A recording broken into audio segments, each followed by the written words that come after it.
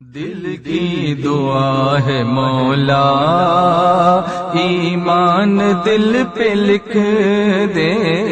دل کی دعا ہے مولا، ایمان دل پہ لکھ دے۔ محبوب کا وسیلہ ایمان دل پہ لکھ دے۔ محبوب کا وسیلہ ایمان دل پہ لکھ دے۔ ایمان پر ہی میرا ہو خاتمہ خدایا، ایمان پر ہی میرا ہو خاتمہ خدایا۔ دے پنجتن کا صدقہ ایمان دل پہ۔ والعاقبۃ للمتقین والصلاة والسلام علی سید الانبیاء والمرسلین وعلی آلہ واصحابہ الطیبین الطاہرین، اما بعد، فاعوذ باللہ من الشیطان الرجیم، بسم اللہ الرحمن الرحیم۔ هو الذی ارسل رسولہ بالہدی ودین الحق لیظہرہ علی الدین کلہ ولو کرہ المشرکون، صدق اللہ العظیم۔ غوث اعظم بمنے بے سرو ساما مددے، قبلہ دین مددے، کعبہ ایمان مددے۔ بگردہ بے بلا افتاد کشتی، ضعیفان شکستہ رات پشتی۔ بحق کے خواجہ عثمان ہارون، مدد کن یا معین الدین چشتی، مدد کن یا معین الدین چشتی، مدد کن یا معین الدین چشتی۔ آئیے ہم اور آپ مل کر نہایت ہی ادب اور احترام کے ساتھ اپنے اور ساری کائنات کے مرکز عقیدت حسنین کے نانا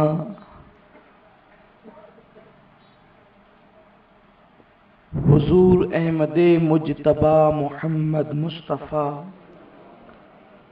ارواح نافدہ صلی اللہ علیہ وسلم کی بارگاہ بے کس پناہ میں جس طریقے سے میں پڑھا ہوں، آپ بھی میرے ساتھ مل کر بلند آواز سے پڑھیں۔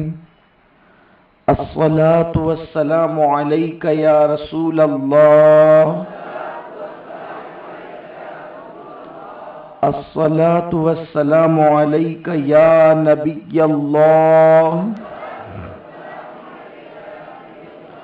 الصلاۃ والسلام علیک یا حبیب اللہ، وعلی آلک واصحابک یا نور اللہ، صلی اللہ تعالی علیہ وسلم۔ جس مسلمان نے دیکھا انہیں ایک نظر، جس مسلمان نے دیکھا انہیں ایک نظر، اس نظر کی بصارت پہ لاکھوں سلام۔ وہ عمر جن کے عادا پہ شیدا سقر، وہ عمر جن کے عادا پہ شیدا سقر، اس خدا دوست حضرت پہ لاکھوں سلام۔ آج کی یہ محفل امیر المومنین، غیظ المنافقین، امام المجاہدین، مراد مصطفیٰ یعنی سیدنا عمر ابن خطاب رضی اللہ تعالیٰ عنہ کی شہادت کے موقع پر منعقد کی گئی ہے۔ ذی الحجہ شریف کی 26 تاریخ سیدنا فاروق اعظم جو تمام مومنین کے خلیفہ دوم ہے، ان کی شہادت کا جو آج دن گزرا ہے، اس مناسبت سے ہم نے اس محفل کا انعقاد کیا ہے۔ اللہ تبارک و تعالی سیدنا فاروق اعظم کے صدقے ہماری اس محفل کو قبول فرمائے۔ ہماری ایک کوشش ہے کہ ہماری جو نئی نسل ہے، نوجوان ہے، وہ ہمارے اسلاف کی زندگی کو جانے، اس لیے کہ دنیا کی کوئی بھی قوم اپنے اسلاف اور اپنے بزرگوں کو جانے بغیر نہ کبھی کامیاب ہوئی ہے اور نہ کامیاب ہو سکتی ہے۔ گزشتہ ادوار میں بھی جو قومیں کامیاب ہوئی، وہ اپنے بزرگوں کی زندگی کے سہارے کامیاب ہوئی، اور آج ہمیں کامیابی اگر ملے گی تو اپنے بزرگوں کی زندگی کے سہارے سے ملے گی۔ اسی لیے اسلاف کی یاد منانا اور اسلاف کی زندگیوں کو قوم کے سامنے پیش کرنا، یہ قوم کو زندہ کرنے کی صحیح پیغام ہے اور ایک کامیاب کوشش ہے۔ میرے پیارے آقا صلی اللہ علیہ وسلم کے پیارے دیوانوں اور بالخصوص بزرگوں کے اندر روئے زمین پر جو میرے آقا صلی اللہ علیہ وسلم کے صحابہ ہیں، صحابہ کی وہ شان ہے کہ جس وقت میرے آقا صلی اللہ علیہ وسلم کو مکے کی گلیوں میں آقا کے راستے میں کانٹے بچھائے جا رہے تھے، اس وقت حضور کا راستہ صاف کرنے والی اگر کوئی ذات تھی تو وہ صحابہ کی ذات تھی۔ آقا کریم صلی اللہ علیہ وسلم پر جب پتھر برسائے جا رہے تھے، اس وقت پتھر اپنے سینوں پر لینے والی اگر کسی کی شخصیات تھی تو وہ صحابہ کی شخصیات تھی۔ میرے پیارے آقا صلی اللہ علیہ وسلم کے پیارے دیوانوں، لیکن آج دیدہ دانستہ طور پر صحابہ کرام کی زندگیوں کو بھلایا جا رہا ہے اور صحابہ کرام کی زندگیوں کو فراموش کیا جا رہا ہے، تاکہ کسی طرح سے بھی قوم مسلم ایک زندہ قوم کی حیثیت سے دنیا کے سامنے نہ آ سکے۔ صحابہ کے کارنامے وہ ہیں، صحابہ کے شب و روز وہ ہیں، صحابہ کا تعظیم رسول وہ ہے، صحابہ کا ادب مصطفیٰ وہ ہے۔ اگر قوم کے سامنے اور بالخصوص نئی نسل کے سامنے یہ پیش کر دیا جائے تو آج بھی دین جو ہے اسی طریقے سے ترقی کرے گا جیسے دور صحابہ میں ترقی کر رہا تھا۔ آج قوم مسلم کو صحابہ کی زندگیاں نہیں معلوم، صحابہ کے نام نہیں معلوم، صحابہ کے اسما نہیں معلوم، صحابہ کا طریقہ نہیں معلوم، صحابہ کی قربانیاں نہیں معلوم۔ بس چند صحابہ کے نام یاد ہے، لیکن پتہ نہیں انہوں نے کس طرح سے اسلام قبول کیا، ان کی قربانیاں کیا تھی، ان کے شب و روز کیا تھے۔ آج کی اس محفل میں میں سیدنا فاروق اعظم رضی اللہ تعالی کی زندگی کے چند گوشے پیش کرنے کی سعادت حاصل کروں گا۔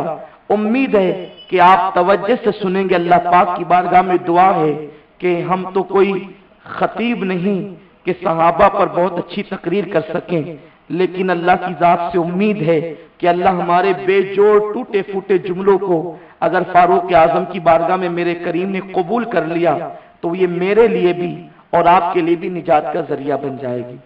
میرے پیارے آقا صلی اللہ علیہ وسلم کے پیارے دیوانوں، کچھ لوگ ایسے ہوتے ہیں جن کو اللہ تبارک و تعالی پیدائشی طور پر بچپن سے ذہانت عطا کرتا ہے، شعور عطا کرتا ہے،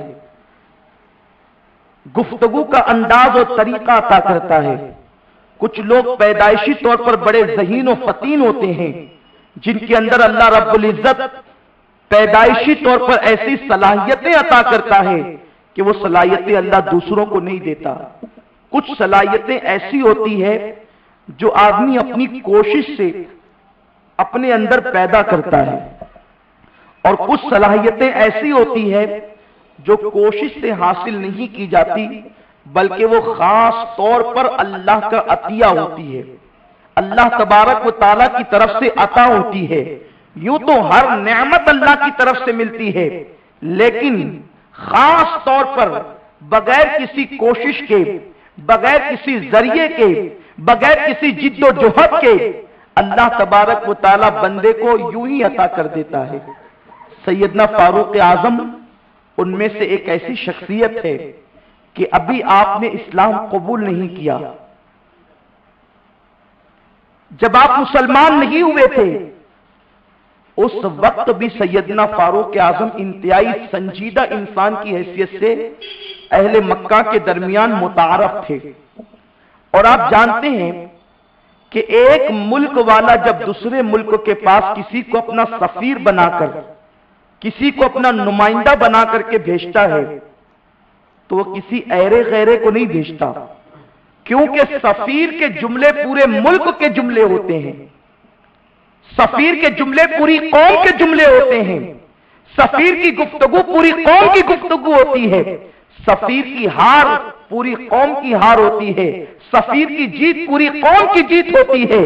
آپ کو حیرت ہوگی مکے والے جب کسی ملک کے سامنے سفیر کی حیثیت سے کسی کو کھڑا کرتے تو مکے کے اندر ایک سے ایک بکرات موجود تھے. ابو سفیان جیسے گفتگو کرنے والے لوگ، ابو جہل جیسا انسان جس کو دنیا نے ابو الحکم کہا ہے، اس طریقے سے بہت بڑے بڑے کہلانے والے لوگ، اکرما جیسے لوگ اس مکے کی سرزمین پر بستے تھے جنہیں اپنی گفتگو پر اتنا ناز تھا. اہل مکہ اور اہل عرب اپنے آپ کو عربی کہتے ہیں اور پوری دنیا کو اجمی کہتے ہیں. اجمی کا مطلب گونگا کے، یعنی وہ اپنے سامنے کسی کو زبان داں سمجھتے ہی نہیں ہے، وہ ساری دنیا کو گونگا کہتے ہیں اور اپنی آپ کو زبان داں کہتے ہیں. اور ان کو یہ کہنے کا حق بھی حاصل ہے اس لیے کہ عربی زبان میں اتنی فصاحت و بلاغت ہے. وہ ایک محفل میں بیٹھے بیٹھے اللہ اکبر کسی بھی چیز پر بہت سارے اشعار پڑھ دیتے تھے، اور یہاں تک کہ ان کے قوت حافظہ کا معاملہ تھا کہ ایک محفل کے اندر 300 اشعار سنا دینا ان کے لیے معمولی سی بات تھی. ان کا یہ عالم تھا تو ان کو اپنی زبان پر ناز تھا، انہیں اپنی زبان پر گھمنڈ تھا.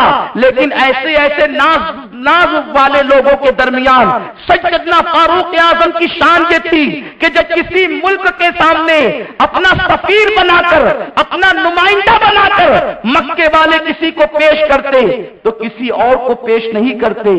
اسلام قبول کرنے سے پہلے بھی سیدنا فاروق اعظم کو پیش کیا کرتے تھے.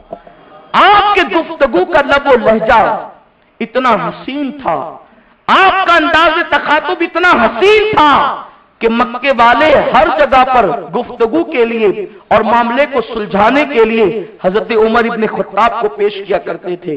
لیکن فاروق اعظم کی شخصیت اس وقت اور نکھر گئی جس دن ان پر میرے آقا صلی اللہ علیہ وسلم کی نظر پڑی. سارے صحابہ کی مراد مصطفیٰ جان رحمت ہے، سب کی مراد میرے آقا کی ذات ہے، لیکن آقا کی مراد عمر ابن خطاب ہے. بخاری شریف کی حدیث ہے اللہ کے رسول صلی اللہ علیہ وسلم کو آخر کس کی ضرورت تھی؟ دین کی اشاعت کے لیے میرے آقا کو کسی کی ضرورت نہیں ہے، کیونکہ حضور خود ہی اتنے طاقتور ہیں، اشارہ کرے تو چاند ٹکڑے ہو جائیں، اشارہ کرے تو سورج پلٹ آئے. ان کے پاس گفتگو کا انداز وہ ہے. آقا گفتگو تو دور کی بات ہے، کسی پر نظر ڈال دے تو اللہ اس کو ایمان کی دولت عطا کر دے. آقا اشارہ کرے تو ابو جہل کے ہاتھ کی کنکریاں کلمہ پڑھنے لگتی ہے. آقا کو کسی کی ضرورت نہیں تھی، لیکن اس کے باوجود بھی دل کچھ کہتا ہے، دل کچھ مانگتا ہے، دل کچھ مطالبہ کرتا ہے. سب کی مراد مصطفیٰ جان رحمت ہے اور مصطفیٰ جان رحمت کی مراد عمر ابن خطاب ہے. آقا یوں دعا کرتے ہیں، اے اللہ میں عمر کو تجھ سے مانگتا ہوں، تو عمر کو ایمان کی دولت عطا فرما اور عمر کے ذریعے سے اسلام کو عزت عطا فرما. جس کو میرے آقا نے مانگا ہو اللہ سے، کوئی صحابی ایسا نہیں کہ جس کو میرے آقا نے اللہ سے مانگا ہے. سیدنا فاروق اعظم وہ ہے جن کو میرے آقا نے اللہ سے مانگا تھا.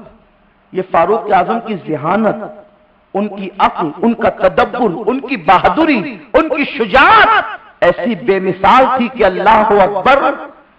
جب بھی کوئی صحابی کلمہ پڑھتے تو اس وقت چونکہ میرے آقا دار ارقم میں تھے. دار ارقم یہ حضرت ارقم کا مکان ہے جو جبل ابو قبیس کے سامنے تھا. جہاں سے میرے آقا نے چاند کے ٹکڑے کیے تھے، حضور اسی میں رہتے تھے اور صحابہ آتے تھے اور چھپ چھپ کر کلمہ پڑھتے تھے، صحابہ آتے تھے چھپ چھپ کر آقا سے دین کی تعلیم لیتے تھے، صحابہ آتے تھے کلمہ پڑھ کے چلے جاتے تھے اور کسی کو بتاتے نہیں تھے کہ ہم مسلمان ہیں۔ اگر کوئی پوچھ بھی لیتا کیا تم نے محمد عربی کا کلمہ پڑھ لیا، تو چونکہ اس زمانے میں جس نے اسلام قبول کیا اس کے کپڑے پھاڑ دیے جاتے تھے، اس کو مارا جاتا تھا، اس کو قتل کر دیا جاتا تھا، اس کو شہید کر دیا جاتا تھا۔ جناب عمار ابن یاسر کی زندگی آپ کو پتا ہوگی، آپ نے سنا ہوگا، یہ عمار ابن یاسر کا گھرانہ وہ گھرانہ ہے جس کے گھرانے سے اسلامی شہادت شروع ہوئی ہے۔ سب سے پہلے اسلام میں اگر کوئی شہید ہوا ہے دین کے نام پہ، عمار ابن یاسر کی والدہ جناب سمیہ شہید ہوئی ہے۔ سب سے پہلی شہادت اسلام میں جناب سمیہ کی ہے۔ آپ کو حیرت ہوگی عمار ابن یاسر کے بارے میں، جب ابو جہل کو پتا چلا، مکے والوں کو پتا چلا کہ اس نے محمد عربی کا کلمہ پڑھ لیا ہے، جناب عمار کو ان کے ہاتھ پیچھے باندھ دیے گئے اور کھجور کے درخت سے ان کو باندھ کر کے اتنے کوڑے مارے گئے کہ جناب عمار ابن یاسر بے ہوش ہو گئے۔ یہ کیفیت تھی، اس قدر ستایا جاتا تھا مسلمانوں کو کہ کلمہ پڑھنے والا کلمہ پڑھنے کے بعد لوگوں کو بتاتا نہیں تھا کہ میں مسلمان ہو گیا ہوں، میں نے اسلام قبول کر لیا ہے۔ لیکن آپ کو حیرت ہوگی جب 39 لوگ مسلمان ہو گئے اور سیدنا فاروق اعظم 40ویں کی حیثیت سے جب مسلمان ہوتے ہیں، دار ارقم کے اندر فاروق اعظم اسلام قبول کرتے ہیں اور اسلام قبول کرنے کے بعد سیدنا فاروق اعظم تلوار ہاتھ میں لیتے ہیں اور اس کے بعد مکے کے بڑے بڑے سرداروں کے گھر پہ جاتے ہیں، ابو سفیان کے دروازے پہ دستک دیتے ہیں، ابو سفیان دروازہ کھولو، ابو سفیان دروازہ کھول کر کے پوچھتا ہے کیا بات ہے؟ عمر ابن خطاب کہتے ہیں میں مسلمان ہو چکا ہوں، میرا کیا کر سکتے ہو کر لو۔ اس کے بعد ابو سفیان نے کچھ نہیں کیا تو ابو جہل کے دروازے پر پہنچے اور ابو جہل میں مسلمان ہو گیا ہوں، میرا کیا کر سکتے ہو کر لو۔ اسی طریقے سے اللہ اکبر سیدنا فاروق اعظم رضی اللہ تعالیٰ عنہ ایک کافر کے دروازے پر گئے لیکن کسی کی مزاحمت کی ہمت نہیں ہوئی۔ آخرکار صحن کعبہ میں تشریف لاتے ہیں اور کہتے ہیں قریش مکہ عمر نے اسلام قبول کر لیا ہے، اب اگر کسی کو اپنی بیوی کو بیوہ کرنا ہے، اپنے بچوں کو یتیم کرنا ہے تو وہ عمر کا سامنا کرے، پھر اسے پتا چلے گا کہ اسلام کو ستانے والوں کا انجام کیا ہوتا ہے۔ آپ غور فرمائیں، یہ فاروق اعظم کی شجاعت تھی۔ دراصل صحابہ کی زندگیاں ہمارے درمیان سے اس لیے اٹھا دی گئی ہے تاکہ مسلمان کبھی بہادری کے ساتھ زندگی نہ گزار سکے، مسلمان کے اندر انداز شجاعت نہ پیدا ہو۔ جس قوم کے اندر عمر ابن خطاب جیسا شخص موجود ہو، آج وہ قوم ذلت اور بزدلی کی زندگی گزار رہی ہے۔ وجہ کیا ہے؟ اس لیے کہ صحابہ کی زندگی ہمیں پتا نہیں۔ میرے پیارے آقا صلی اللہ علیہ وسلم کے پیارے دیوانوں، سیدنا فاروق اعظم کی ذات وہ ذات ہے جن کے بارے میں میرے آقا علیہ السلام نے فضیلتیں بیان کی، آقا نے احادیث بیان کی۔ آقا فرماتے ہیں کہ میں نے خواب میں لوگوں کو دیکھا کہ لوگ میرے سامنے کپڑوں میں ہیں، کسی کا کپڑا سینے تک ہے، کسی کا اس کے نیچے ہے، کسی کا اس کے نیچے ہے، لیکن جب عمر میرے سامنے لائے گئے تو میں نے دیکھا کہ عمر کا کرتا اتنا لمبا تھا کہ زمین سے گھسٹ رہا تھا۔ صحابہ نے پوچھا حضور اس خواب کی تعبیر کیا ہے؟ آقا فرماتے ہیں اس سے مراد ایمان ہے، جس کا لباس جتنا بڑا ہے اس کا ایمان اتنا زیادہ ہے۔ عمر کا ایمان اتنا ہے کہ عمر کو تو ایمان نے پورا ڈھانپ لیا ہے۔ عمر مومن کامل کا نام ہے، یہ فاروق اعظم کی شان ہے۔ آقا فرماتے ہیں صلی اللہ علیہ وآلہ وسلم کہ میں نے خواب میں ایک دن دیکھا کہ مجھے دودھ کا کٹورا پیش کیا گیا، میں نے دودھ لیا اور پیا اتنا پیا کہ مجھے یوں لگنے لگا کہ میرے ناخنوں سے دودھ نکلنے لگے گا اور دودھ کی نہریں جاری ہو جائے گی۔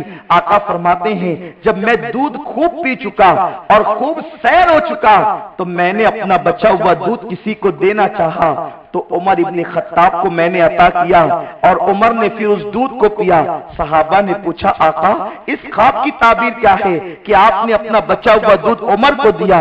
آقا فرماتے ہیں اس سے مراد علم ہے، اسی لیے تو عبداللہ ابن مسعود فرماتے ہیں اگر علم کے 10 حصے کیے جائیں تو 9 حصہ اللہ نے عمر کو عطا فرمایا اور 1 حصہ دوسروں کو عطا فرمایا۔ یہ جناب عمر ابن خطاب کے علم کا عالم ہے۔ میرے پیارے آقا صلی اللہ علیہ وسلم کے پیارے دیوانوں، اس کے بعد میرے آقا نے جناب عمر ابن خطاب کی خلافت کے بارے میں اشارہ بھی عطا فرما دیا تھا۔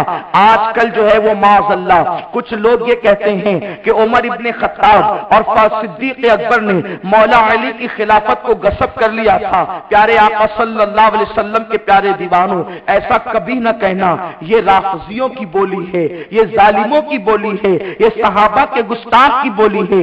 آج کل ہمارا شہر روافض کی راہ پر جاتا ہوا نظر آ رہا ہے اور معاذ اللہ شیعت کی راہ پر جاتا ہوا نظر آ رہا ہے۔ کچھ لوگ ہیں جو معاذ اللہ لوگوں کو اہل بیت کی محبت کے نام پر رافضیت کے اندر مبتلا کر دینا چاہتے ہیں۔ سنو، اہل بیت سے جتنی محبت کر سکتے ہو کرو۔ اہل بیت کی محبت ایمان کی علامت ہے، نجات کا ذریعہ ہے، لیکن اہل بیت کی محبت کے نام پر صحابہ کی کبھی توہین مت کرنا، صحابہ کی کبھی گستاخی نہ کرنا، اس لیے کہ وہ صحابہ ہی ہیں جن کے بارے میں آقا نے فرمایا اصحابی کالنجوم فبأیہم اقتدیتم اقتدیتم، میرے صحابہ ستاروں کے مانند ہیں، ان میں سے جس کی پیروی کرو گے ہدایت پا جاؤ گے۔ لوگ کہتے ہیں عمر اور صدیق نے علی کا حق مارا۔ سنو، آقا نے پہلے ہی اشارہ کر دیا تھا فاروق اعظم کی خلافت کی طرف، صدیق اکبر کی خلافت کی طرف۔ غیب دا نبی فرماتے ہیں میں نے خواب دیکھا کہ ایک کنواں ہے اور اس کنویں سے بالٹی سے پانی نکالنا ہے، تو میں ڈول بھر بھر کے نکالتا رہا اور لوگوں کو سیراب کرتا رہا، ڈول بھر بھر کے نکالتا رہا، لوگوں کو سیراب کرتا رہا، حتیٰ کہ اللہ نے جتنا چاہا میں ڈول بھر بھر کے نکال کر لوگوں کو سیراب کرتا رہا۔ میرے بعد میں نے ڈول ابو بکر صدیق کو عطا کی۔ ابو بکر نے 2 ڈول نکالی۔ کتنی ڈول؟ 2۔ اور ابو بکر جلدی سے تھک گئے، 2 ڈول نکال کے تھک گئے۔ پھر اس کے بعد وہ ڈول عمر ابن خطاب کے ہاتھ میں آئی۔ عمر نے اتنی ڈول نکالی، اتنی نکالی، اتنی نکالی کہ سب اس سے سیراب ہو گئے اور وہ پانی دور دور تک پہنچ گیا۔ یہ کیا تھا؟ صدیق اکبر نے 2 ڈول نکالی، یعنی 2 سال کچھ مہینے آپ نے خلافت کے امور انجام دیے، اور فاروق اعظم نے اتنی محنت کی کہ آپ کے دور خلافت میں 3 بر اعظموں تک اسلام پہنچ چکا تھا اور آپ کے فیضان سے لوگ مالا مال ہوئے تھے۔ آقا نے اپنے بعد ڈول کا تذکرہ صدیق اکبر کے حوالے سے کیا اور اس کے بعد فاروق اعظم کے حوالے سے کیا۔ یہ سیدنا عمر ابن خطاب رضی اللہ تعالیٰ کی شان ہے، پیارے آقا صلی اللہ علیہ وسلم کے پیارے دیوانوں۔ اسی لیے تو میرے آقا مصطفیٰ کریم رؤوف الرحیم علیہ تیت و تسلیم فرماتے ہیں اگر میرے بعد کوئی نبی ہوتا تو عمر ابن خطاب نبی ہوتے، لیکن میرے بعد کوئی نبی نہیں۔ آپ غور فرمائیں، شان عمر یہ ہے، فاروق اعظم کی شان یہ ہے، قرآن نازل ہونے سے پہلے ہی اللہ عمر کے دل پہ القاء کر دیتا تھا، الہام کر دیتا تھا کہ کون سی آیت نازل ہونے والی۔ ملا علی قاری رحمت اللہ علیہ فرماتے ہیں کہ قرآن کی آیت کے نازل ہونے سے پہلے حضرت عمر کو الہام ہو جاتا تھا کون سی آیت نازل ہونے۔ کچھ لوگ تو یہاں تک کہتے ہیں معاذ اللہ کہ حضور پہ جب قرآن نازل ہوا تب حضور کو قرآن کا علم ہوا، اس سے پہلے حضور کو قرآن کی معلومات ہی نہیں تھی۔ یہ رسول کو کیا جانے، اپنی طرح جو انسان سمجھ لیا، جیسے اسکول میں داخلے سے پہلے ان کو الف با نہیں پتا، ABCD نہیں پتا، تو یہ سمجھتے ہیں کہ حضور کی بھی یہی شان ہے۔ نادان، نزول قرآن سے پہلے جو غار حرا میں قرآن کی پہلی آیت اقرا آئی تھی، اس سے پہلے حضور پر اللہ نے پورا قرآن نازل کر دیا تھا۔ قرآن ایک مرتبہ نازل نہیں ہوا. حضرت ملا علی قاری رحمت اللہ علیہ فرماتے ہیں،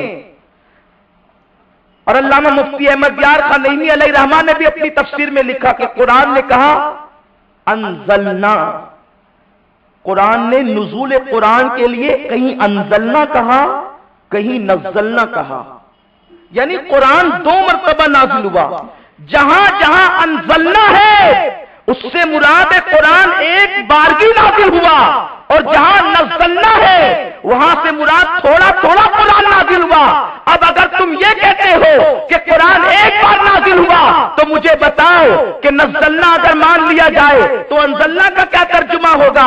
جبکہ انزلنا کا مطلب ایک بار نازل ہونا ہے. جیسے کہ قرآن کہتا ہے انا انزلناہ فی لیلۃ القدر، قرآن لیلۃ القدر میں نازل ہوا اور پورا نازل ہوا. لیکن روایتیں بتاتی ہے اقرا جو نازل ہوئی ہے وہ لیلۃ القدر میں نہیں. ارے وہ تو رات ہی نہیں تھی، وہ تو دن کا وقت تھا. پھر تم کس طریقے سے انا انزلنا پڑھ رہے ہو؟ انا انزلنا کا مطلب کیا ہے؟ تو پتا چلا انا انزلناہ فی لیلۃ القدر، لیلۃ القدر میں مصطفیٰ پر پہلے پورا قرآن نازل ہو گیا تھا، اور وہ اس وقت نازل ہوا تھا.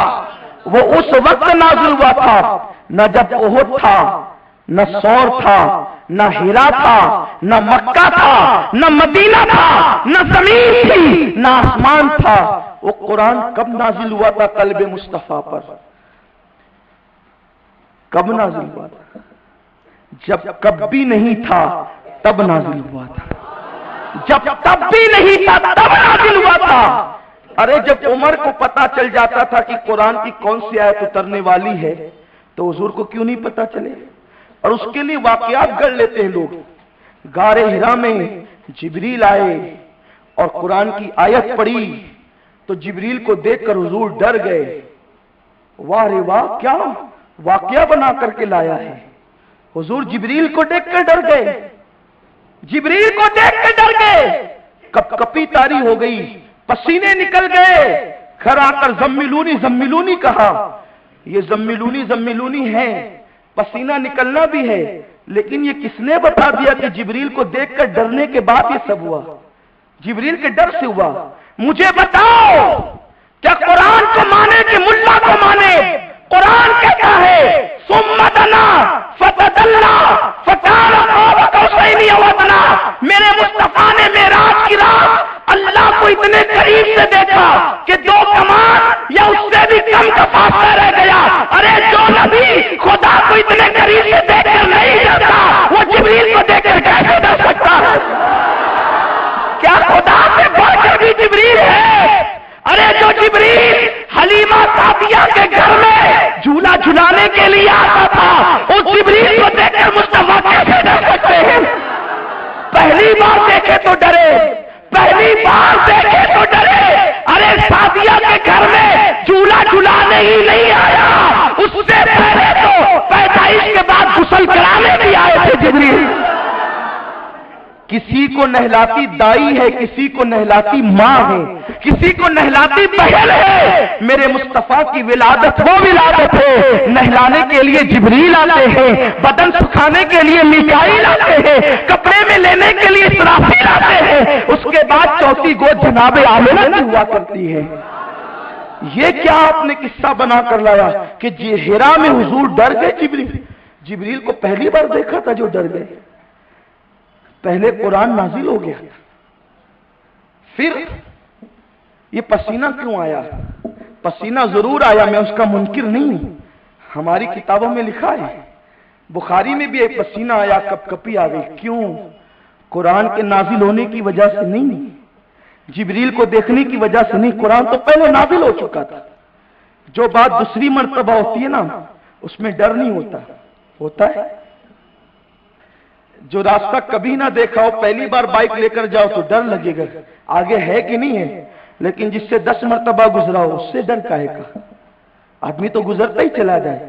تو قرآن بھی پہلے نازل ہو چکا پورا کہ پورا، جس کو انزلنا بتا رہا ہے. انزلنا نزلنا دونوں نازل کے معنی میں. انزلنا کا معنی ایک مرتبہ میں نازل ہوا، نزلنا کا معنی تھوڑا تھوڑا کر کے نازل ہوا. اب کیا؟ پھر حضور کو پسینہ کیوں آیا؟ حضور پہ کپ کپی کیوں تاری ہوئی؟ جو کام چور لوگ ہوتے ہیں نا، انہیں ذمہ داری کا احساس نہیں ہے. جو کام چورے، جس کو ذمہ داری کا احساس ہے اس سے پوچھو. اگر استاد نے کہہ دیا کل سبق یاد کر کے آنا، تو آدمی سوچتا ہے کہ کیا ہوگا میرا، استاد کا حکم ہے، اس لیے رات کو نیند نہیں آتی، کل سبق سنانا یہ میری ذمہ داری ہے. اس کے بعد کوئی پیسے دے دیے کسی بڑے نے، باپ نے، یہ لے سنبھال کے رکھ، جب مانگوں گا دینا.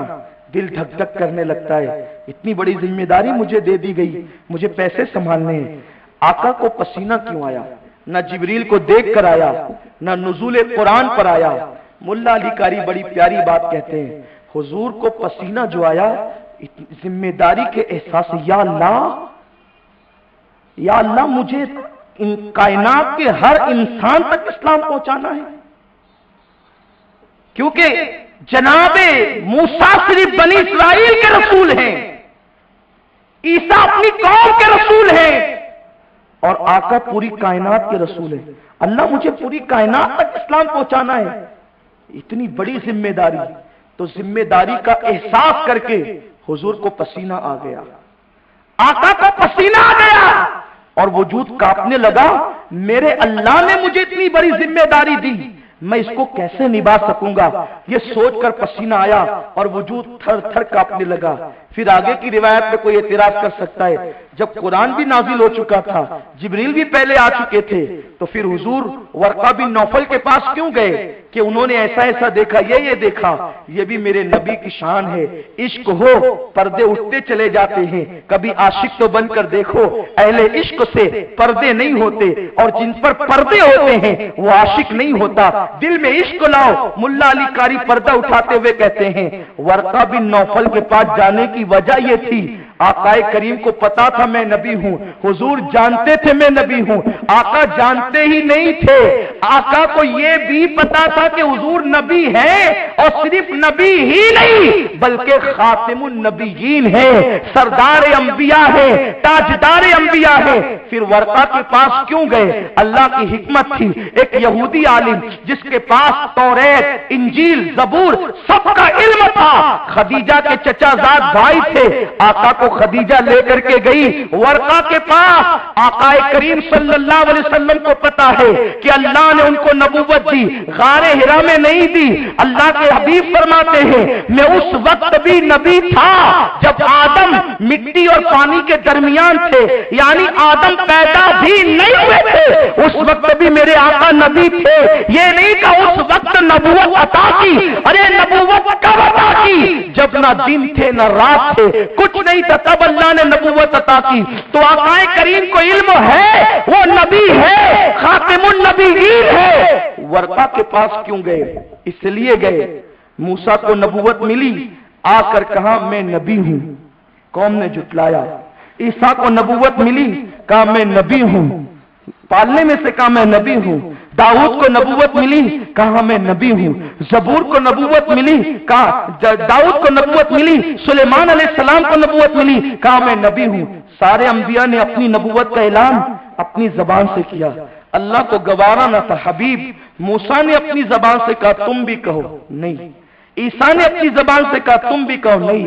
حبیب تو ایسا محبوب ہے کہ تو نہیں کہے گا میں نبی ہوں، ایک یہودی سے کہلوا دوں گا کہ تو نبی ہے، یہودی سے کہلوا دوں گا کہ تو نبی ہے.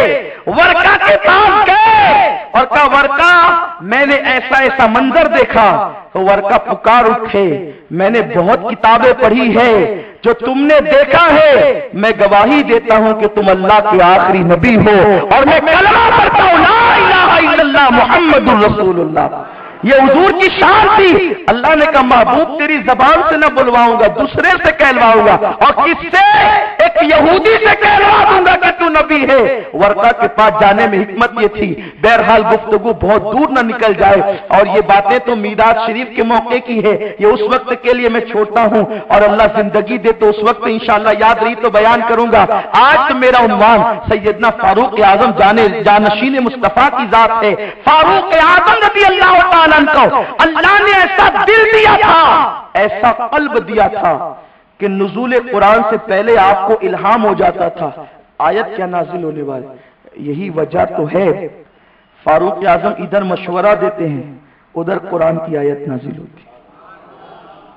तकरीबन 21 मकामात कमोबेश ऐसे, बास कहते 20, बास कहते 21, बास कहते 22, कमोबेश मकामात 21 ऐसे हैं कि फारूक आजम के मशवरे पर अल्लाह ने कुरान की आयत नाजिल फरमाई।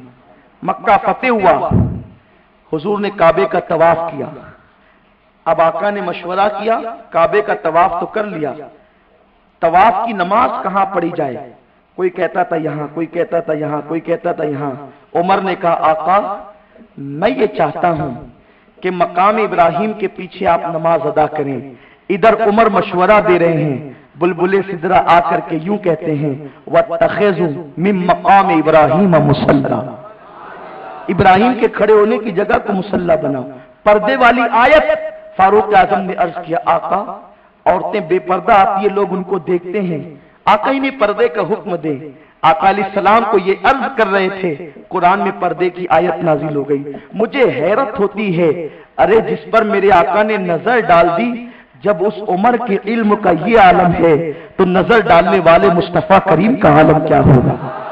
आका ने कैसे तैयार किया था, हुजूर की यूनिवर्सिटी में, हुजूर की दरसगाह में असहाबे सुफ़ा के चबूतरे पे बिठाकर आका ने सहाबा में वो इल्म फूंक दिया था, वो इल्म अता फरमाया था कि आज पूरी दुनिया की यूनिवर्सिटी डॉक्टर तो बना सकती है, इंजीनियर तो बना सकती है, साइंटिस्ट तो बना सकती है, लेकिन अब किसी को सहाबा जैसा बना नहीं सकती। वो कैसे अजीम लोग थे जिनकी जिंदगी का एक एक लम्हा गोया के कुरान के अंदर ढला हुआ नजर आता था। सैयदना फारूक आजम रज़ी अल्लाह तआला अन्हु वो जलीलुल कद्र सहाबी हैं जिनको अल्लाह ने सियासी बसीरत बेपनाह अता फरमाई। सियासी बसीरत अगर आज भी कौम के सियासतदान फारूक आजम को आइडियल बना ले तो इस्लाम की बड़ी सियासी तरक्की हो सकती है। पूरी दुनिया के अंदर मुस्लिम हो या गैर मुस्लिम आज बहुत सारी चीजों को फारूक आजम के हवाले से फॉलो कर रहे हैं। सैयदना फारूक आजम के जमाने में इस्लाम को जो तरक्की मिली वो किसी और खलीफा के जमाने में नहीं मिली। तकरीबन 3 बर्रे आजमों पर इस्लाम की हुकूमत, बड़े बड़े ताजदार, कैसर और किसरा के ताजदार फारूक आजम के कदमों में थे। 2 सुपर पावर थी, एक ईरान की, एक रोम की। दोनों को आपने कुचल कर वहां इस्लाम का परचम लहराया था। बैतुल मुक़द्दस पर इस्लाम का परचम फारूक आजम के जमाने में लहराया गया है। ये शान फारूकी है। लेकिन आओ देखो फारूक आजम का जहन कैसा था। आजकल लोग ये कहते हैं यार किसी की याद मत मनाओ, गैरुल्लाह की याद में क्या रखा है। मैं कहता हूं गैरुल्लाह की याद आपको इतनी बुरी लगती है तो पहले हिजरी कैलेंडर मिटा दो। ये हिजरी कैलेंडर क्या है? आज हर मौलवी हिजरी तारीख लिखता है कि नहीं लिखता है? लिखता है। ये हिजरी कैलेंडर क्या है? ये फारूक आजम ने शुरू किया है और फारूक आजम को बहुत मशवरे दिए गए थे, यहां से शुरू करो, यहां से शुरू करो, यहां से करो। फारूक आजम ने कहा मैं अपनी आका की हिजरत से हिजरी कैलेंडर शुरू करूंगा। हिजरत से शुरू किया इसीलिए वो हिजरी कहलाया। आज हम कहते हैं ना सन हिजरी कितनी है, अभी कितनी है सन हिजरी जी? आवाज भी नहीं आती। 1434 और 1434 के आखिरी अय्याम है और उसके बाद मुहर्रम से नया साल शुरू होगा इंशाअल्लाह। 35 शुरू होगा। आप गौर फरमाएं, ये हिजरी कैलेंडर फारूक आजम ने शुरू किया। कहां से? आका की हिजरत से। गोया कि जब भी हिजरी तारीख आएगी तो लोगों को हुजूर की हिजरत याद आ जाएगी और हिजरत याद आएगी तो फिर मदीने में वो दफ बजाना याद आएगा, طلع البدر علینا پڑھنا یاد آئے گا، صحابہ کا مرحبا مرحبا یا رسول اللہ کہنا یاد آئے گا۔ یہ سیدنا فاروق اعظم کی حکمتیں تھی، آپ نے ہجری کیلنڈر کی شروعات کی، اسی طرح آپ نے بہت ساری چیزوں کی شروعات کی۔ اسلام میں پہلے جیل کھانے کا تصور نہیں تھا۔ فاروق اعظم کی سیاسی بصیرت، ہوتا یہ تھا کسی نے ایک بار شراب پی، شراب پینے والے کو 80 کوڑے لگائے گئے، پھر پی لی پھر لگائے گئے، پھر پی لی پھر لگائے گئے، یہ کتنا لگایا جائے گا؟ تو فاروق اعظم نے اپنے ساتھیوں سے مشورہ کیا کہ ایک جیل ہونا چاہیے، جیل، قید خانہ۔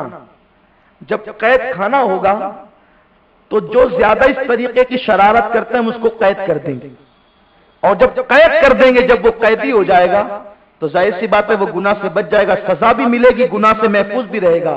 تو سب سے پہلے سیدنا فاروق اعظم نے 4000 درہم میں ایک صحابی کا بڑا مکان جو ہے وہ مدینہ منورہ کے اندر خریدا، اور سب سے پہلی جیل فاروق اعظم نے مدینہ منورہ کے اندر بنائی۔ یہ دنیا کی اسلامی پہلی جیل تھی جو سیدنا فاروق اعظم نے بنائی تھی۔ سوچئے کیا ذہانت تھی ان کی۔ اس کے بعد آج پوری دنیا کے اندر پولیس کا نظام ہے۔ یہ تاریخ ہے مسلمانوں ہماری، صرف کھانا پینا اور سونا اسی کو زندگی کا مقصد بنانے والوں، ہمارے اسلاف نے دنیا کے سامنے زندگی گزارنے کا سلیقہ پیش کیا ہے۔ امریکہ ہو، برطانیہ ہو، ہندوستان ہو، بنگلہ دیش ہو، دنیا کا کوئی ملک ہو، پولیس کے بغیر نہیں چلتا۔ جہاں کی پولیس جتنی ایماندار ہوگی وہ ملک اتنی ترقی پر ہوگا، جہاں کی پولیس جتنی چاق و چوبند ہوگی وہ ملک اتنی ترقی کرے گا۔ زمانے میں اسلام سے پہلے پولیس کا کوئی تصور نہیں تھا، پولیس نہیں تھی۔ پولیس اور فوج میں فرق ہوتا ہے، فوج جو ہوتی ہے وہ جنگ لڑنے کے لیے ہوتی ہے۔ ابھی فوج پر بھی ہم گفتگو کریں گے کہ فاروق اعظم نے کیا نظام دیا، لیکن آپ کو اس بات سن کر حیرت ہوگی، پوری دنیا میں پولیس کا نظام نہیں تھا۔ یعنی ملک کے اندر جرائم کو روکنے کے لیے ایک دستہ ہونا چاہیے، ایک گروہ ہونا چاہیے جو قوم پہ کنٹرول کرے، قانون پر عمل کروائے۔ سیدنا فاروق اعظم نے سب سے پہلے پولیس کو ترتیب دیا، اور ان سارے پولیس کا افسر اور ان کا سربراہ حضرت ابو ہریرہ کو بنایا۔ ابو ہریرہ تم ساری پولیس کے سردار ہوں گے، دنیا میں سب سے پہلا پولیس کا افسر اگر کسی کو ہونے کا شرف حاصل ہے تو سیدنا ابو ہریرہ کو حاصل ہے۔ ابو ہریرہ یہ سب سے پہلے پولیس آفیسر ہے، لیکن وہ کیسے آفیسر ہے؟ پولیس کے ذریعے سے خاتمہ ہوتا ہے گناہ کا، لیکن اگر دنیا کے اندر روکنے والے خود گناہ کریں تو جرم نہیں رک سکتا۔ میرے ایک ساتھی ہے، ایک ہمارے گجرات کے ہمارے ساتھی، ان کو بیڑی پینے کا بہت شوق ہے، اور ٹرین میں بیڑی پینے پہ فائن لگتی ہے۔ وہ ٹرین میں بیٹھ کے بیڑی پی رہے تھے، پولیس والا آیا اور آنے کے بعد کہنے لگا مولوی صاحب 100 روپیہ فائن بھرو۔ کہا بھلے بیڑی پی رہے ہو ریلوے اسٹیشن پر ٹرین میں، اس کی اجازت نہیں، 100 روپے بھرنا پڑے گا۔ جیسے ان کی نظر اٹھی قاری صاحب کی، دیکھا کہ ایک سامنے پولیس والا یہ بیڑی جلا کے پی رہا تھا۔ قاری صاحب نے کہا کہ ایک فائن نہیں، دو بنا، دو پوتی بنا۔ بولے دو کیوں؟ بولے بول رہا ہوں نا، دو بنا، 100 روپے کی دو بنا۔ تو کہا دو کیوں؟ ایک ہی، 100 روپے کی ایک بنتی ہے، دو کیوں؟ تو کہا کہ ایک میری بناؤ، سامنے پولیس والا پی رہا ہے، اس کی بھی بنا، میں پیسہ دوں گا لیکن بنا تو پوتی بنا۔ وہ ہنسا اور چلا گیا۔ کیوں چلا گیا؟ کیونکہ اس کا ساتھی اس جرم کے اندر گرفتار تھا۔ فاروق اعظم نے وہ پولیس دستہ تیار کیا تھا، پہلے وہ خود عامل تھے، اس کے بعد لوگوں کو عمل کرواتے تھے۔ جس ملک کی پولیس اتنی چاق و چوبند ہوگی وہ ملک ترقی کرے گا۔ تو آج امریکہ اگر پولیس فورس رکھ رہا ہے، فاروق اعظم کو فالو کر رہا ہے۔ ہندوستان اگر پولیس فورس رکھ رہا ہے، عمر ابن خطاب کو فالو کر رہا ہے۔ مسلمانوں تمہارے اسلاف کیا تھے، تم کیا ہو؟ تھے وہ اسلاف تمہارے ہی، مگر تم کیا ہو؟ ہاتھ پر ہاتھ دھرے منفریدے، ہاتھ پر ہاتھ دھرے منتظر فردا ہو۔ آپ کو اپنے اسلاف کی تاریخ یاد نہیں؟ اسلاف نے دنیا کو زندگی گزارنے کا سلیقہ دیا، اور یہی نہیں، سب سے پہلے فوج کو تنخواہ کا نظام دینے والا کوئی اور نہیں، وہ سیدنا فاروق اعظم کی ذات ہے۔ یونان ہو، ایران ہو، روم ہو، بڑی بڑی طاقتیں تھیں، لیکن وہاں فوج کو ایک پیسہ بھی نہیں ملتا تھا، فوجیوں کو کوئی تنخواہ نہیں ملتی تھی، حتیٰ کہ رسول اللہ صلی اللہ علیہ وسلم کے زمانے میں بھی آقا کریم کی عادت کریمہ یہ تھی، جتنا مال غنیمت آتا تھا آقا سب کے سب ایک مرتبہ میں تقسیم کر دیتے تھے، لے جاؤ، یہ حضور کی شان سخاوت تھی، لے جاؤ، سب لے جاؤ، کچھ نہیں رکھا جائے گا۔ پھر فاروق صدیق اکبر کا دور آیا، صدیق نے بھی یہی کیا، جتنا آیا سب لے جاؤ۔ سیدنا فاروق اعظم نے کہا نہیں، ایسا نہیں ہوگا، فوج کی پیمنٹ مقرر کی جائے گی، ان کو تنخواہ دی جائے گی۔ تنخواہ دینے سے فائدہ یہ ہوگا جب مہینے مہینے آدمی کو پیمنٹ ملے گا تو اخراجات بھی اندازے سے ہوں گے۔ بھئی ایک مرتبہ میں بہت کچھ مل گیا، جیسے مثال کے طور پہ غنیمت آئی، 50,000 مل گئے، اب کب ملے گا پیسہ اس کی کوئی گارنٹی نہیں۔ اب 50,000 کچھ لوگ ایک دن میں خرچ کر دیں، کچھ لوگ 10 دن میں کر دیں، اور پیسہ 50 دن کے بعد ملے تو اتنے دن تک کیا کریں گے؟ توکل اپنی جگہ ہے، اس سے انکار نہیں، اللہ پہ بھروسہ اپنی جگہ ہے، انکار نہیں ہے، لیکن دنیا عالم اسباب ہے۔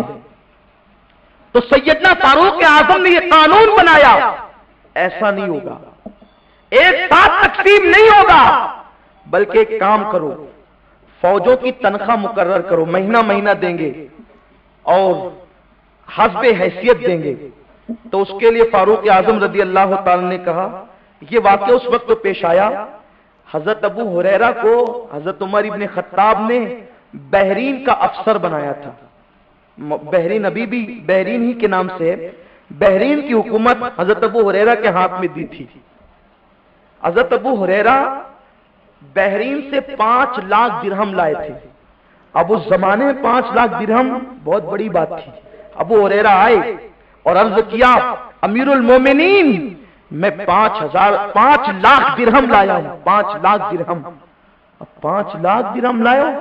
ابو ہریرہ نے جب کہا میں 5 لاکھ درہم لایا ہوں، حضرت عمر نے کہا 5 لاکھ درہم لائے ہو، تمہیں گنتی آتی ہے؟ 5 لاکھ درہم کسے کہتے ہیں؟ ارے 5 لاکھ درہم کتنے ہوتے ہیں؟ ابو ہریرہ تجھے گنتی بھی آتی ہے؟ ابو ہریرہ نے کہا 1 لاکھ 1 لاکھ 1 لاکھ 1 لاکھ 1 لاکھ 5 لاکھ 5 لاکھ درہم لائے ہو؟ ہاں 5 لاکھ لایا ہوں۔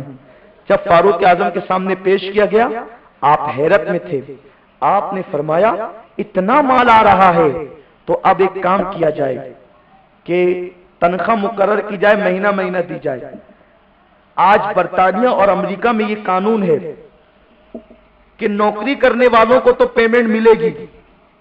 توجہ فرمائیں، برطانیہ اور امریکہ فاروق اعظم کو فالو کر رہے ہیں اور آپ کو پتا نہیں کہ عمر کیا ہے۔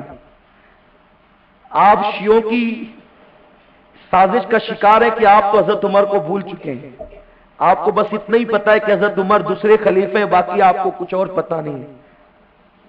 فاروق اعظم کو غیروں نے پڑھا ہے، آج ان کو فالو کر رہے ہیں۔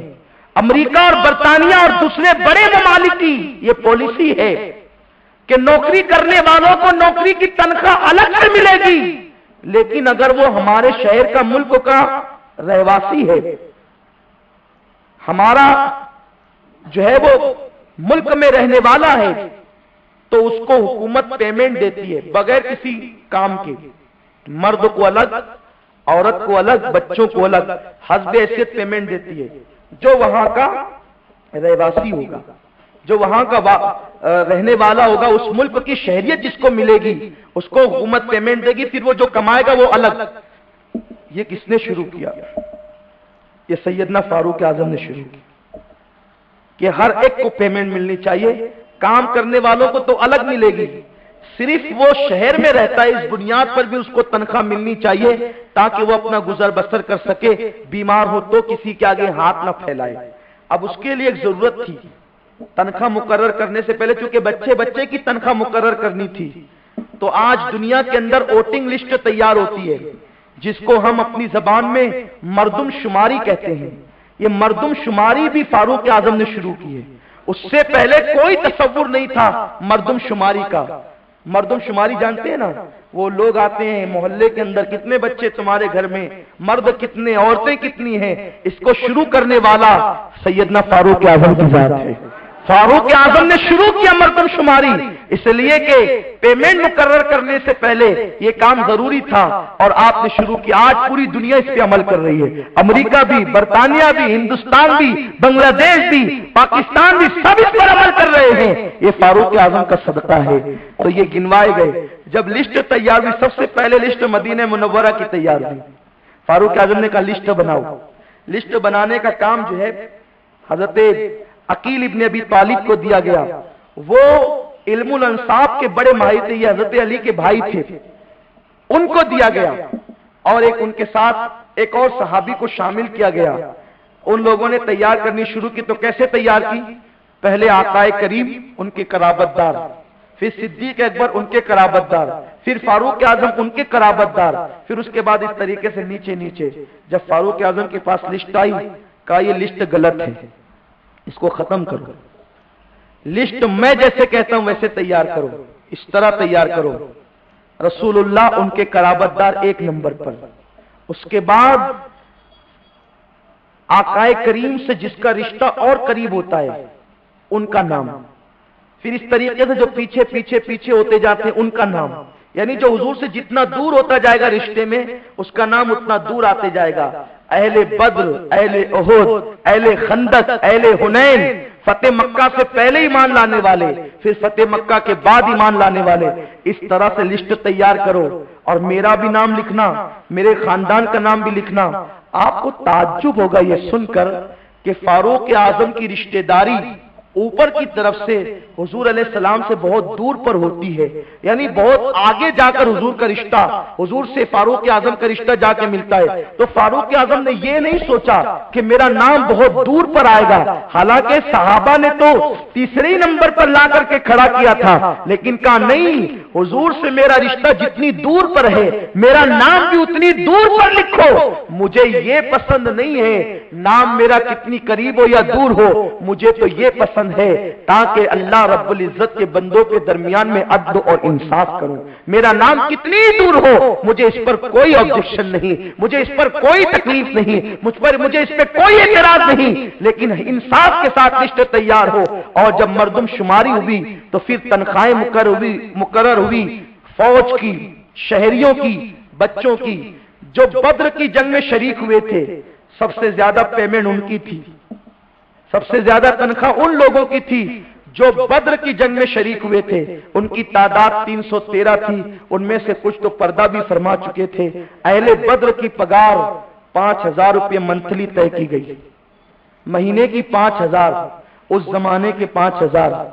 توجہ فرمائے کتنا مال آ گیا تھا مسلمانوں کے پاس. لیکن فاروق اعظم نے اپنے لیے نہیں رکھا، بیت المال قائم کیا. بیت المال قائم کرنے والا سب سے پہلے فاروق اعظم ہے. اور اس کے بعد پیمنٹ شروع کی. اہل بدر کی 5000، اہل احد کی 4000. اس طریقے سے سیدنا فاروق اعظم نے طے کی. اس کے بعد فتح مکہ سے جو پہلے ایمان لائے ان کی 3000، جو لوگ فتح مکہ کے بعد ایمان لائے ان کی 2000. اس کے بعد جو جنگ قادسیہ اور یرموک میں شریک ہوئے ان کی 2000. اہل یمن جو یمن والے تھے جن کے لیے آقا نے دعا کی اللہم بارک لنا فی یمننا، آقا علیہ السلام حضرت فاروق اعظم نے ان کی 400 درہم جو وہ تنخواہ طے کی. اور اس کے بعد پھر بغیر کسی فرق کے ہر مدینے میں رہنے والے آدمی کی 200 تنخواہ مقرر کی. ابھی یہ وہ جو وہاں کے رہواسی ہے، وہاں کے شہری ہے، اس بنیاد پر ان کو 200 درہم ملتا تھا. مسلمان اتنے مالدار ہو گئے تھے کہ لوگ زکات لے کر کے ڈھونڈتے تھے کون غریب ہے تاکہ اس کو زکات دی جائے، لیکن غریب نظر نہیں آتا تھا جس کو زکات مل سکے. آج مسلمانوں کو یہ سوچ ہوتی ہے یار اسلام پہ عمل کریں گے، دین پہ عمل کریں گے تو کہیں ایسا نہ ہو کہ معاذ اللہ ہم غریب ہو جائیں. ایمانداری سے کاروبار کریں گے تو ایسا نہ ہو کہ گھاٹا ہو جائے. نادانو سنو، اللہ کے حکم پر عمل کرنے سے نہ کوئی غریب ہوا ہے نہ غریب ہو سکتا ہے. سوچو تو صحیح، جو لوگ صحرا میں 2 ٹوٹے بستروں پہ زندگی گزارتے تھے.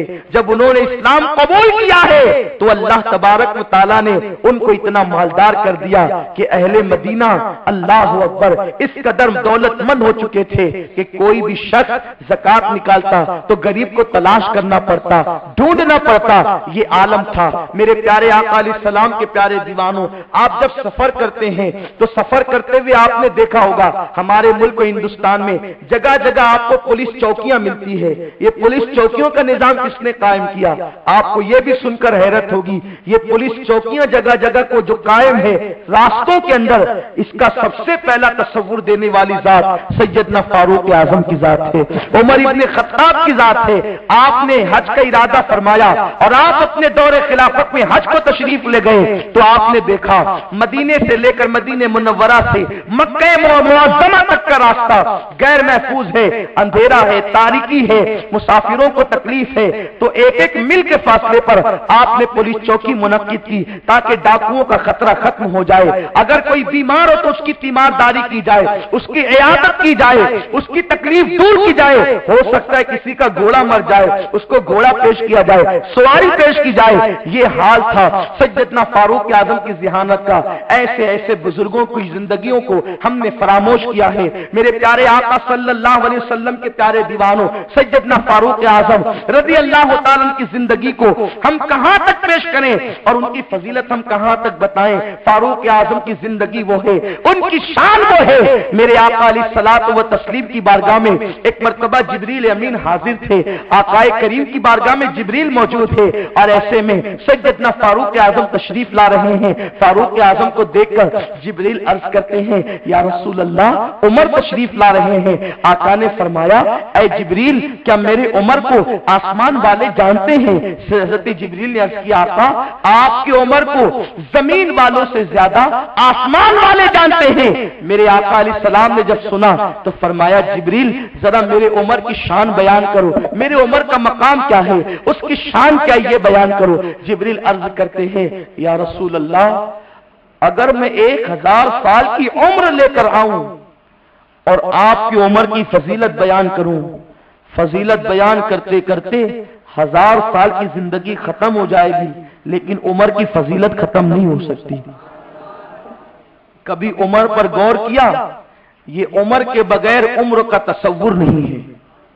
عمر عمر ہے, عمر عمر ہے, عمر کی شان یہ ہے. لیکن آج کل لوگ, ابھی محرم شریف شروع ہوگا, اپنی گفتگو سمیٹ رہا ہوں, تو مجلسوں میں محفلوں میں اہل بیت کا نام لے کر صحابہ کی توہین ہوگی. یاد رکھیں ہم وہ لوگ ہیں اہل بیت کی محبت کو ہم اپنے لیے ایمان کی جان سمجھتے ہیں. اس کا خاتمہ ایمان پر نہیں ہو سکتا جو اہل بیت کا دشمن ہے, بلکہ اہل بیت کا جو دشمن ہے نا وہ مومن ہو ہی نہیں سکتا. بلکہ مومن تو دور کی بات ہے. میرے آقا نے فرمایا جو میری اولاد کا, جو میری آل کا, جو میری اہل بیت سے بغض رکھے وہ اپنے باپ کی اولاد نہیں, یا وہ منافق ہے یا وہ حائزہ کا بیٹا ہے. نسب بھی صحیح نہیں ہوتا ان کا جو اہل بیت سے بغض رکھتے ہیں. صحابہ نے اہل بیت سے محبت کی ہے. اہل بیت سے محبت کرو لیکن رافضیوں سے, شیعوں سے ہوشیار رہو, اس لیے کہ اس وقت پوری دنیا کے اندر شیعہ مسلک تیزی کے ساتھ پھیل رہا ہے. اور پھیلنے کی وجہ یہ ہے کہ دنیا کے 3 ملکوں پر شیعوں کا قبضہ ہو چکا ہے اور ڈر لگتا ہے کہ بہت جلدی ایسا بھی ہو سکتا ہے کہ سعودی پر بھی شیعوں کا قبضہ ہو جائے. یعنی ایسے حالات بتا رہے ہیں, قرائن یہ بتا رہے ہیں. تو شیعوں کے پاس اس وقت تو دولت بھرپور آ گئی ہے, روافض کے پاس دولت بھرپور آ گئی ہے. تو دو چیزیں شیعوں کے پاس ہے, ایک دولت اور ایک حسن, کیونکہ ان کے یہاں متع جائز ہے. متع کا مطلب یہ ہوتا ہے کہ آپ 1 گھنٹے کے لیے کسی لڑکی سے نکاح کر لیں, پھر جو کرنا وہ کر کے اس کو طلاق دے کر کے چلے جائیں. تو آج تو لڑکے یہ دیکھ ہی رہے ہیں, لوگ زنا کر رہے ہیں اور شیعوں نے متع کے دروازے کھول دیے ہیں. تو اہل بیت کی محبت کا نعرہ لگا کر شیعت نے جو ہے وہ دولت کے دروازے اور خوبصورت لڑکیوں کے دروازے کھول دیے ہیں. لیکن میرا ایمان ہے ضمیر فروش تو ادھر جا سکتے ہیں, आकाए करीम के गुलाम कभी उधर नहीं जा सकते। हम नफ्स के गुलाम नहीं है, हम मुस्तफा जाने रहमत के गुलाम है। हम हजार बार लानत करते उस दौलत पर जो सहाबा की गुस्ताखी के बाद मिलती हो, और उन औरतों के हुस्न पर भी लानत करते हैं जो मुता के जरिए से मिलती हो। सुन्नियों, हमारे लिए दो फिरके खतरनाक है। अब एक तीसरा जो था वो तो रिटायर हो गया, उसका जिक्र ही नहीं करता। पहले सऊदी से छुट्टी हुई और अब पूरी दुनिया से इनका बिस्तर गोल हो रहा है। लेकिन गैर मुकल्लिदियत और शियत, अब ये दो मसलक बचे हैं और ये बहुत तेजी के साथ उभर रहे हैं। और दौलत को हाथ में लेकर, अच्छा इत्तेफाक की बात यह है, शियों के यहां भी मुता जायज है और गैर मुकल्लिदीन के यहां भी मुता जायज है। ऐ मेरी कौम के जवानों, ये मेरे दिल का दर्द है जो मैं आपके सामने हर हफ्ते और हर महफिल में रखना चाहता हूं, लेकिन हालात की मजबूरियां कभी दामनगीर होती है तो हम रख नहीं पाते। खुदा जाने जिंदगी के कितने लम्हात बचे हैं। तो मेरे दिल का दर्द यह है कि मैं हर वक्त आपके सामने पेश कर दूं ताकि जिंदगी में कहीं आपको मेरी गुफ्तगू काम आ जाए। तो याद रखना, अहले बैत की मोहब्बत का नाम शियत नहीं है, अहले बैत की मोहब्बत का नाम तो सुन्नियत है, अहले सुन्नत व जमात है। शियत सहाबा की दुश्मनी का नाम है, सहाबा की गुस्ताखी का नाम है। तकरीरों में यह बताया जाता है, देखो हजरत उमर ने यह किया, हजरत अबू बकर ने यह किया, फलां ने यह किया, अहले बैत पे ये जुल्म करने वाले थे। याद रखो, अहले बैत पे सहाबा ने जुल्म नहीं किया।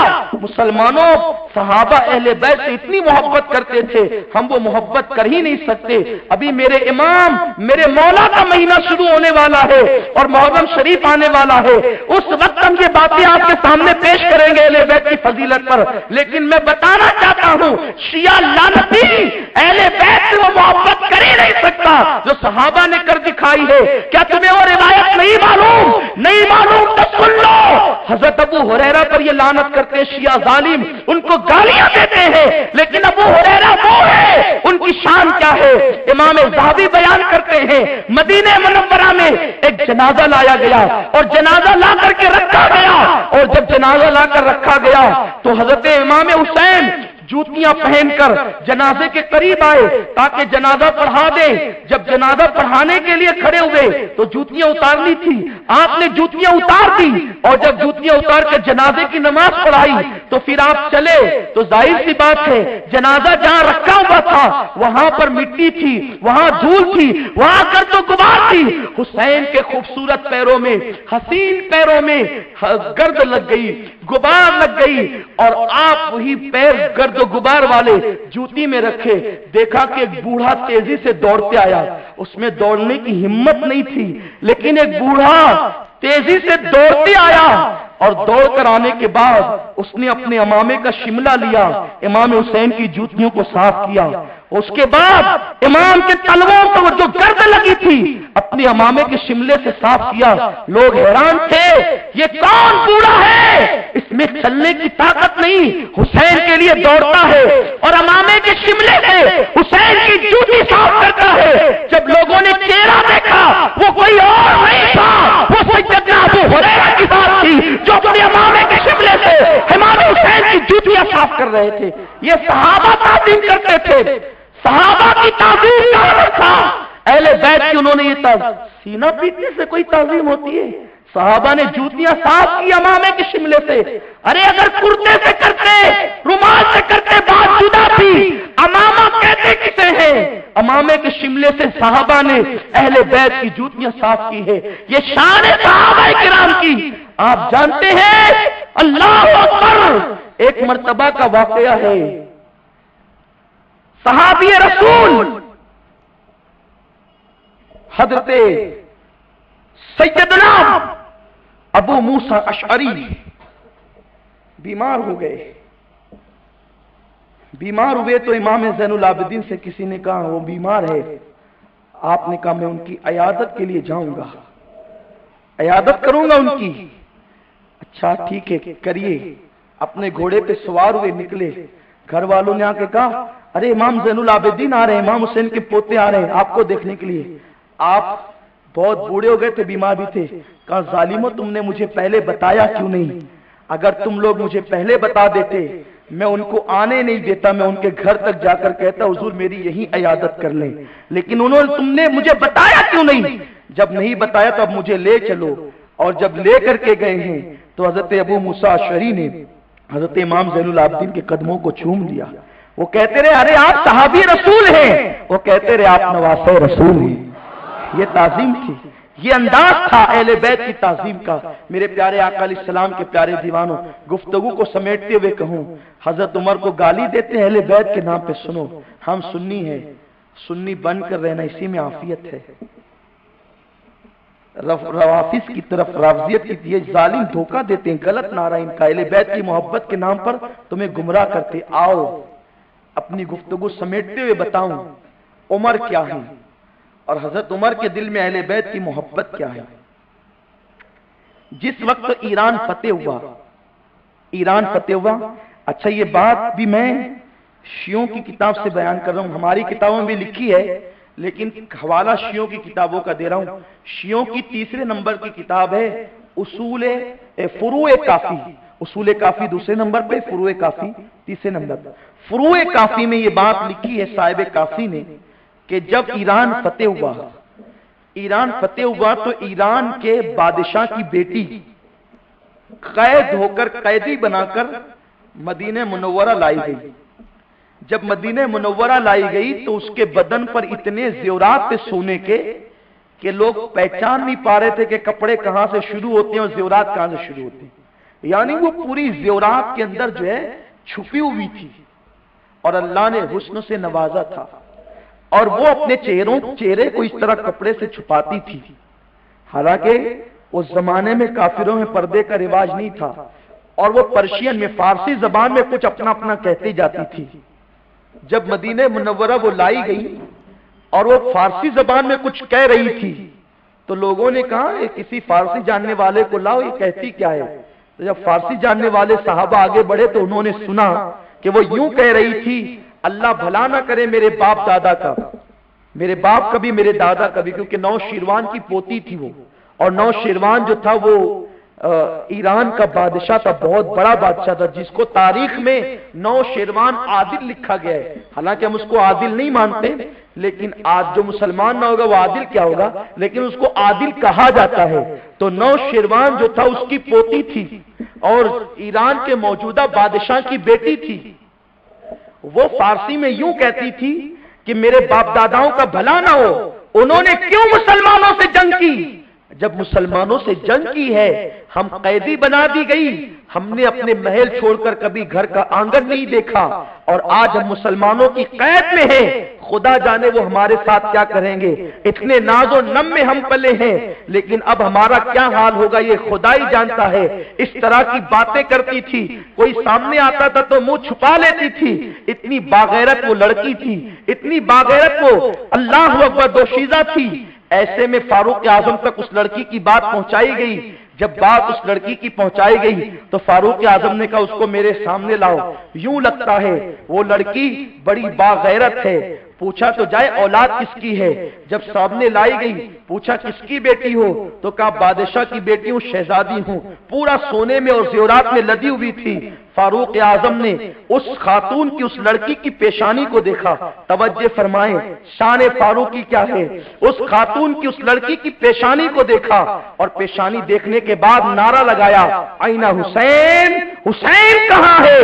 جب فاروق اعظم نے کہا حسین کا, حسین کو بلاؤ, امام عالی مقام کو بلایا گیا تو سیدنا فاروق اعظم نے کہا میں اس لڑکی کو دیکھ رہا ہوں, اس کی پیشانی میں نور چمک رہا ہے.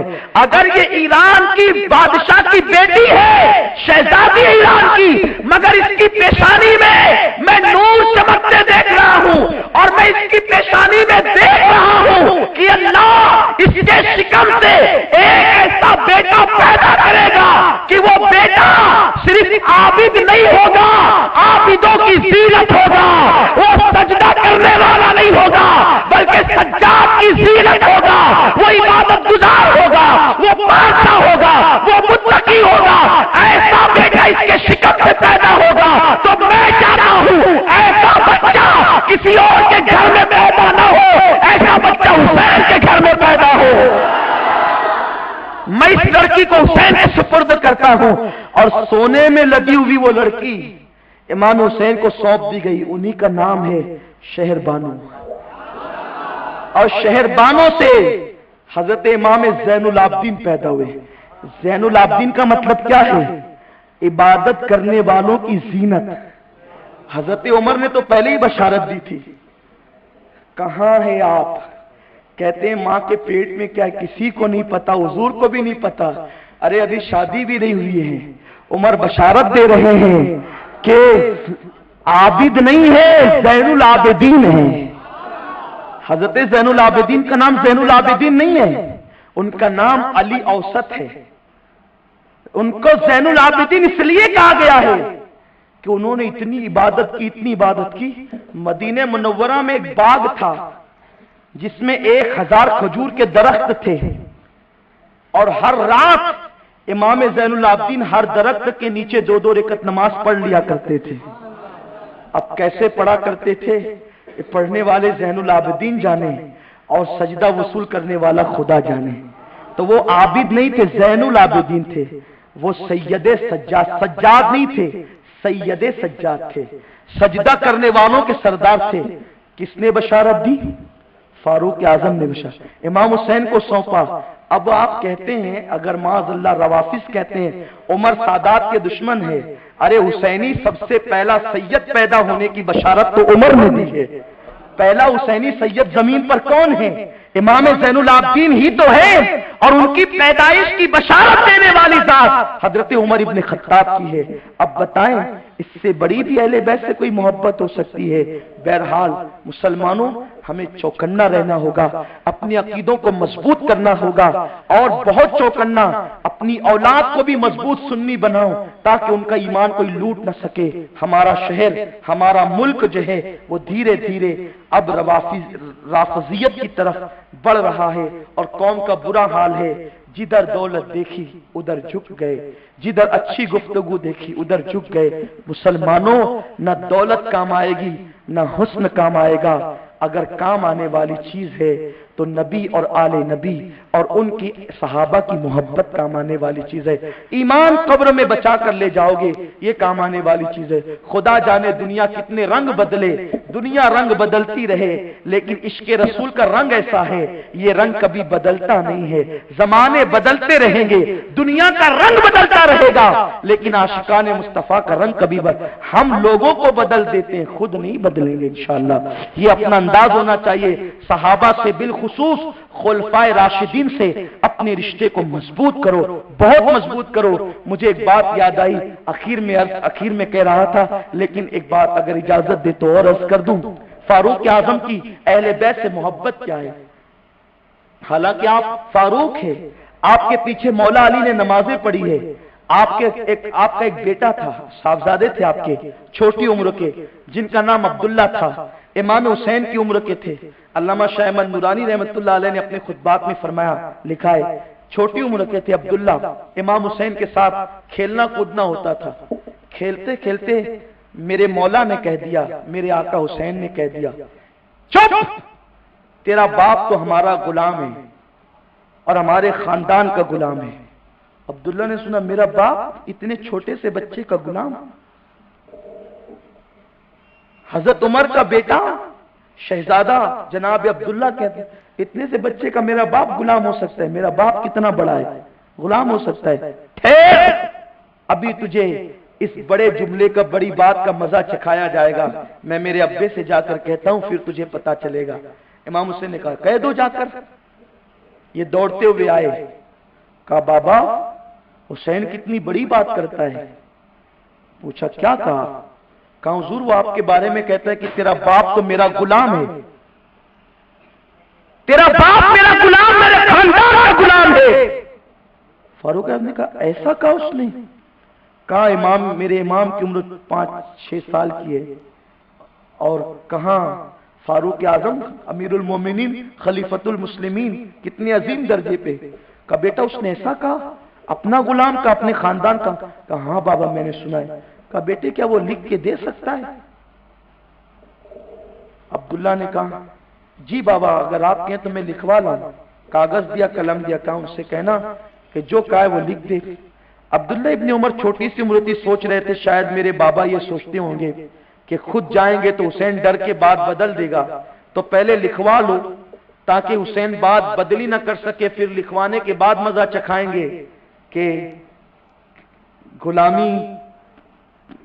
غلام بنانے کا کیا مزہ ہے۔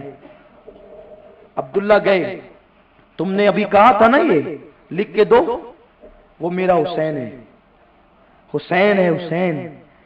کوئی پیدا ہو کر کھجور کھاتا ہے، کوئی پیدا ہو کے ماں کا دودھ پیتا ہے، کوئی پیدا ہو کے شہد چاٹتا ہے، حسین اس ذات کا نام ہے۔ جب پیدا ہوئے ہیں تو نبی کی زبان چوسی ہے، وہ زبان بدل کیسے سکتا ہے جسے دنیا حسین کہتے ہیں؟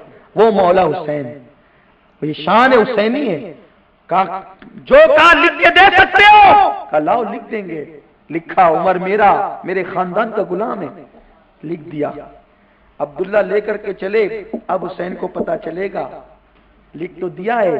لے گئے بابا کو پیش کیا، لو بابا لکھ کر لایا ہوں۔ امام نے لیا، حضرت عمر نے لیا اور لے کر کے حضرت عمر دیکھ کر آنکھ میں آنسو آ گئے۔ کہا بیٹا آج مغفرت کی ضمانت مل گئی ہے،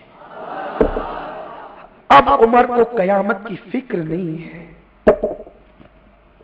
عمر کو میدان محشر کی کوئی فکر نہیں۔ بیٹا جب میرا انتقال ہو جائے اس کاغذ کو میرے کفن میں رکھ دینا، جب اللہ مجھ سے پوچھے گا قیامت کے دن عمر دنیا سے کیا لایا ہے، عرض کروں گا تیرے محبوب کے نواسے کے ہاتھوں مغفرت کی ضمانت لایا، مغفرت کی ضمانت لایا۔ ارے جس کے نیکیاں آسمان کے تاروں کے برابر ہے، اگر وہ ناز کرتے ہیں تو اہل بیت کی غلامی پہ ناز کرتے ہیں۔ یہ عمر ہے۔ ارے جو حسین کے بچپنے کی جملے کو لکھوا کر اس کے لیے اپنے نجات کا ذریعہ سمجھے، وہ سیدہ فاطمہ کا کتنا احترام کرتے ہوں گے، وہ مولا علی کا کتنا احترام کرتے ہوں گے۔ اس لیے یہ جھوٹی باتوں کا بائیکاٹ کریں، ان جھوٹی باتوں کو جوتی کی نوک میں اڑا دیں کہ حضرت صدیق و فاروق اہل بیت کے دشمن تھے۔ خدا کی قسم صدیق و فاروق اہل بیت کے دشمن ہو ہی نہیں سکتے ہیں، کیونکہ فاروق اعظم کہہ رہے ہیں کہ حسین نے جو لکھ دیا یہ میرے لیے بخشش کی ضمانت ہے۔ وہ فاروق اعظم جو حضور کے ساتھ جنگ میں رہے، حضور کے ساتھ رہے۔ فاروق اعظم کی شان یہ تھی جب صحابہ میں کوئی حضور سے گفتگو نہیں کر سکتا تھا، حضور بہت غصے میں ہوتے، جلال میں ہوتے، کوئی گفتگو نہیں کر سکتا تھا، اس وقت حضرت فاروق اعظم حضور سے گفتگو کر لیتے تھے، آقا کو منا لیتے تھے۔ یہ ان کی شان تھی، لیکن ناز کس پر ہے؟ اہل بیت کی غلامی پر ہے۔ قربان جائیں یہ اہل بیت کے ایسے عاشق، اللہ تعالیٰ ان کے مزار انور پر رحمت و نور کی برسات فرمائے۔ اور قربان وہاں تو رحمتوں کی برسات نہ ہو تو پھر کہاں ہو؟ عمر کہاں سو رہے ہیں؟ قدم مصطفیٰ میں سو رہے ہیں، قدم مصطفیٰ وہاں رحمت نہ برسے تو کہاں برسے؟ یہ شان عمر ہے۔ آقا نے یہ کتنا بھی بکتے رہے، حضور نے اپنے قدموں میں سلا کر بتا دیا، عمر کو گالیاں دینے والوں میں قدموں میں سلاتا ہوں، تو چڑھتا کیوں ہے؟ یہاں قدموں میں رکھا ہے، وہاں بھی قدموں میں رکھوں گا۔ بلکہ ایک بات کہوں، لوگ قبروں میں سو رہے ہیں، عمر جنت میں سو رہے ہیں۔ لوگ قبروں میں سو رہے ہیں، عمر جنت میں سو رہے ہیں۔ ارے جب ماں کے قدموں کے نیچے جنت ہے تو رسول کے قدموں کے نیچے کیا ہے؟ نبی کے قدموں کے نیچے کیا ہے؟ عمر آج بھی جنت میں سو رہے ہیں اور کل بھی میرے آقا کے ساتھ جنت میں ہوں گے۔ اللہ فیضان فاروقی سے ہمیں مالا مال فرمائے۔ ہم 4 یار والے ہیں۔ کتنے یار والے ہیں؟